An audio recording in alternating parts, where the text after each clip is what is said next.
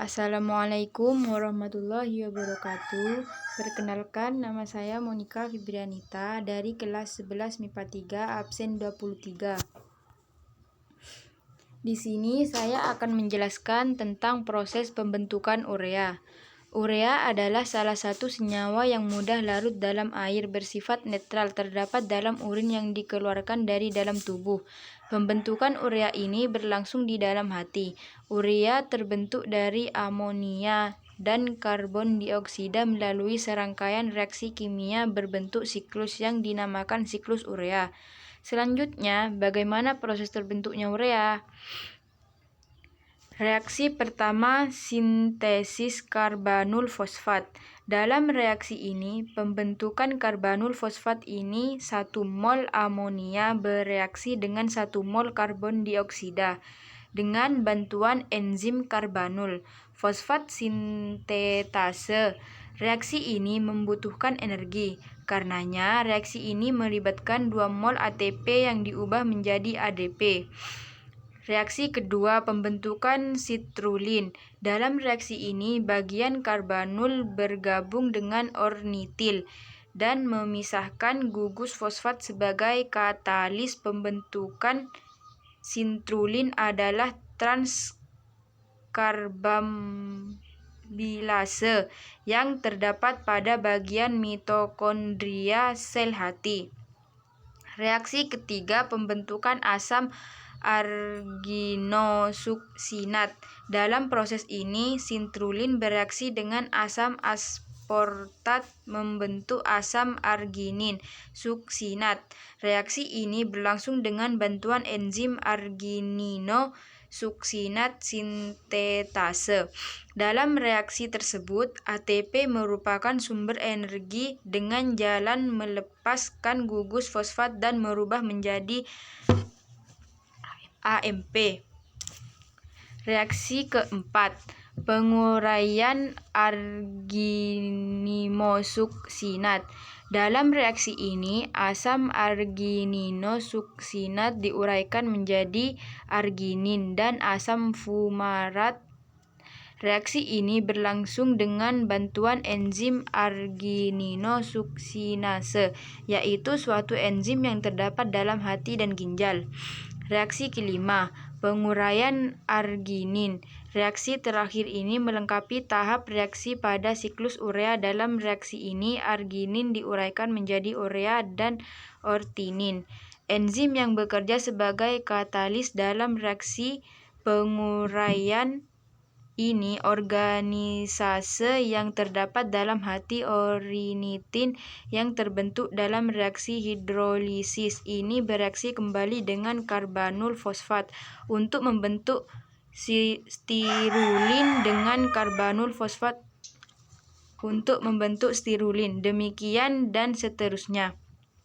Reaksi berlangsung berulang-ulang, merupakan suatu siklus dan adapun urea yang terbentuk dikeluarkan dari tubuh melalui urin.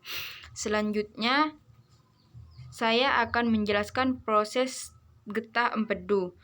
Cairan empedu diproduksi oleh hati dan disimpan di dalam kantung empedu. Kantung ini terletak di sebelah bawah organ hati dan memproduksi 500-600 ml cairan empedu setiap harinya.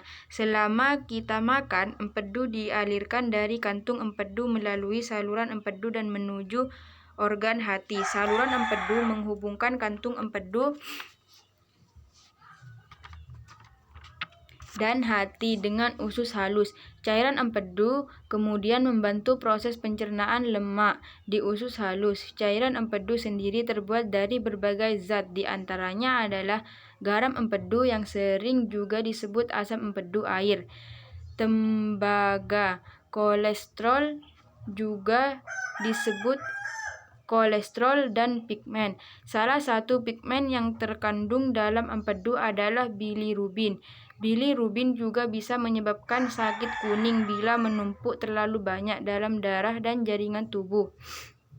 Selanjutnya, bagaimana proses pembentukan empedu? Proses pembentukan empedu bersumber dari pencernaan hemoglobin eritrosit yang telah kadaluarsa ataupun berumur. Hemoglobin maka akan berubah menjadi hermin.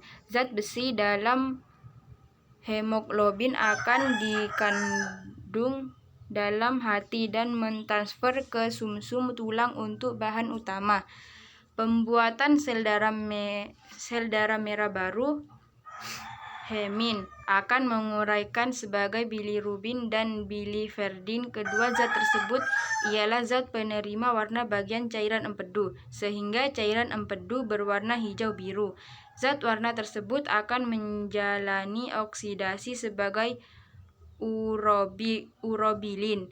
Lalu urobilin diekskresikan keluar badan melalui fases dan urin. Zat inilah yang membagikan warna kuning pada fases dan urin. Sel-sel darah merah dirombak di dalam hati. Hemoglobin yang terkandung di dalamnya dipecah menjadi zat besi atau Fe.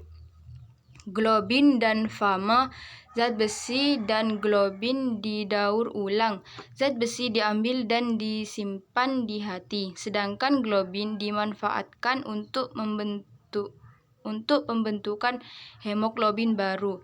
Heme dirombak menjadi bilirubin dan biliverdin yang berwarna hijau kebiruan. Bilirubin dioksidasi menjadi urobilin yang mewarnai fases dan urin.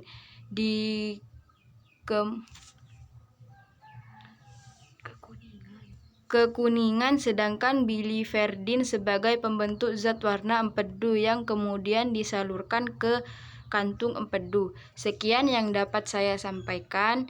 Kurang lebihnya mohon maaf. Wassalamualaikum warahmatullahi wabarakatuh.